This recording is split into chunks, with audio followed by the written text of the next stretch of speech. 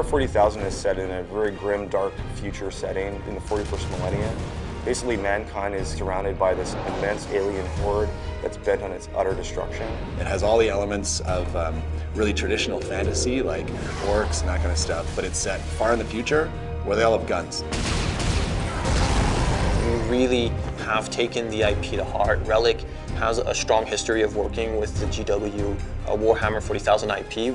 We love that IP, and we don't want to sell short any of the action and the violence.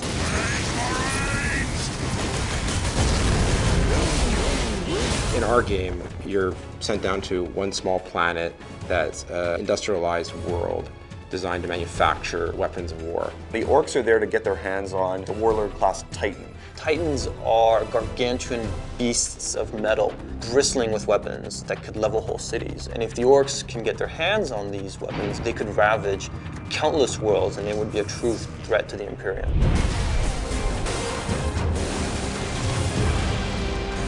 Space Marines started out as human beings, but they go through a rigorous process of training and physical transformation that really elevates them into almost demigods. Their bodies actually are implanted with new organs. Their strength is multiplied, their resistance is multiplied.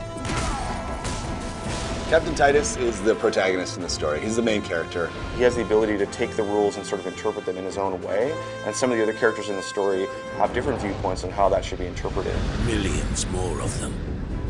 Our plan is unchanged. The main threat in Space Marine are the orcs. They are a brutal, animalistic, barbaric race of beings. Orcs are just one of the many races found in the fiction, and it's the one that we felt best complemented the Space Marines. Space Marines are very serious, very controlled.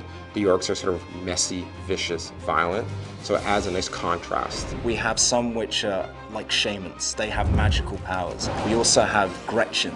They're these little tiny minions. We also have the Knob. He matches the Space Marine in size and bulk. In fact, he's even bigger. In Space Marine, there are other shadowy forces that are sort of lurking in the background, and Titus and the player will have to confront those if they are able to save the Forge world. Space Marine has such an interesting, compelling setting. It goes all the way from the aesthetic, the architecture with this sort of futuristic Gothic feeling, the epic scale of everything. Everything is immense, everything is larger than life. There's a sort of a beauty in the world, there's also so much darkness and death and destruction, and those contrasts create such an interesting sort of canvas for us to paint on.